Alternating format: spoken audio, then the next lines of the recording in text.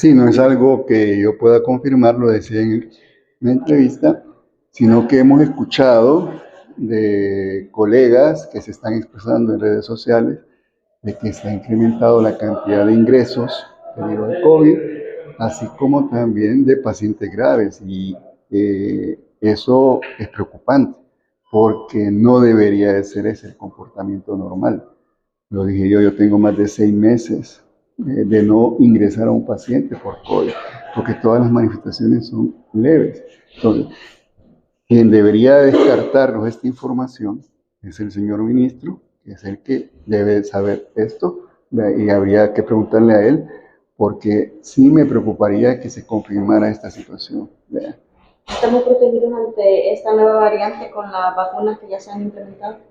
Estamos protegidos de una manera no completa, pero comparado al no haberme vacunado, estamos más protegidos, ¿no?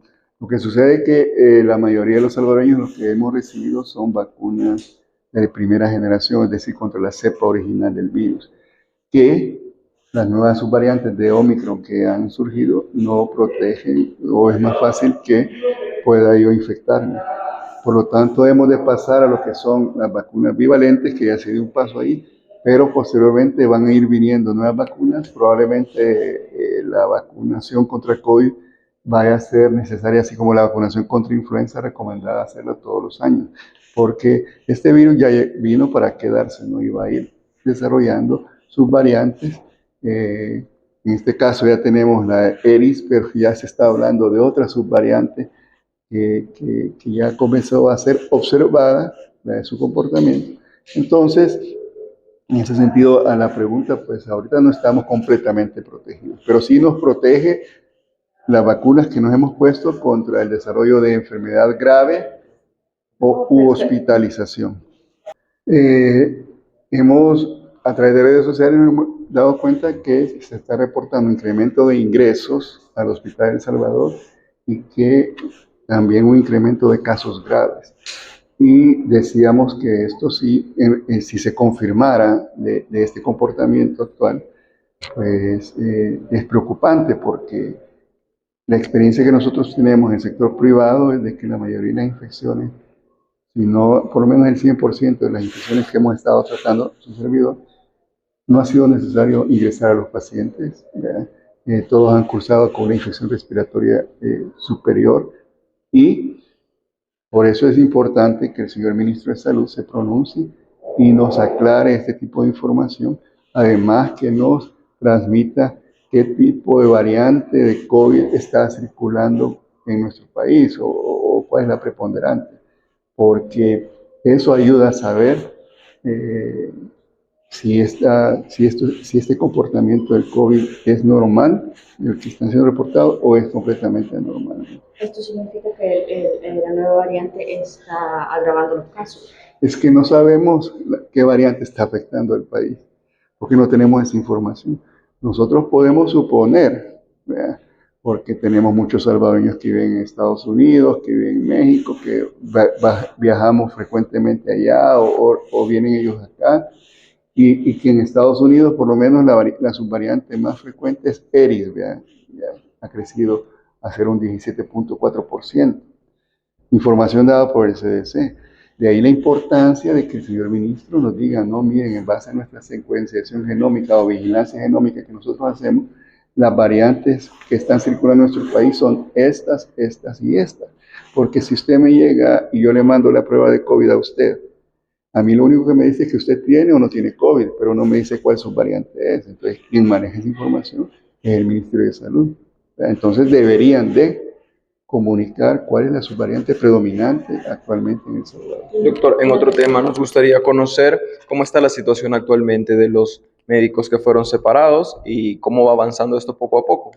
Bueno, sabemos que los médicos no han sido reincorporados, no se les ha dado una solución, por lo tanto, y lo que el Colegio Médico, a través de su presidente, doctor Roberto Montoya, ha hecho es hacer una solicitud y llevársela al señor ministro para una reunión con el ministro de Salud, donde La primera condición es que a estos estudiantes de medicina y a estos médicos residentes se les resuelva su situación actual. Y luego platicar sobre la problemática de salud en nuestro país, que es mucho mayor que esta situación puntual. Pero es importante que estos estudiantes de medicina y los médicos cirujanos o residentes de cirugía que están sancionadas por algo que no tiene sentido, sean reincorporadas a su lugar porque se les está violentando derechos, y el derecho a la educación, el derecho a la expresión. Por eso es que nosotros, en lo personal, yo siempre he dicho que aquí prácticamente lo que se busca es criminalizar la libertad de expresión que tenemos nosotros como salvadoreños. No puedo decir yo algo que esté en contra porque ya van a buscar dañarme, como en el caso de estos muchachos, ¿no? Pero en conclusión, la situación está que ya se le va a acabar los 10 días hábiles que tiene el señor ministro según la ley de que debe responder a esa solicitud que se le ha hecho el gremio médico, y hasta el momento pues no se ha hecho ninguna, no se ha obtenido ninguna Se respuesta. hablaba, le puedo tener este momento, por favor. Se hablaba de medidas de calle. ¿Ya tienen fecha para estas medidas? ¿Van a esperar No, los 10 días? en primer lugar, no soy yo el vocero adecuado para hablar qué es lo que sigue, ¿verdad? Debe ser una pregunta que el presidente del Colegio Médico debe responder. Sin embargo, puedo decirles que nosotros como gremio médico buscamos el diálogo, ¿verdad?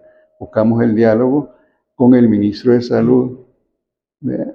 No con el ministro de Trabajo, y que participen ahí en ese diálogo todo aquel sector involucrado en el sistema de salud, ¿no? Para que sea un diálogo amplio y que verdaderamente busque solucionarse los problemas de salud pública que aquejan nuestro país.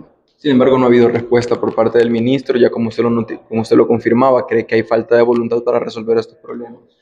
Pues habría que preguntarle a él.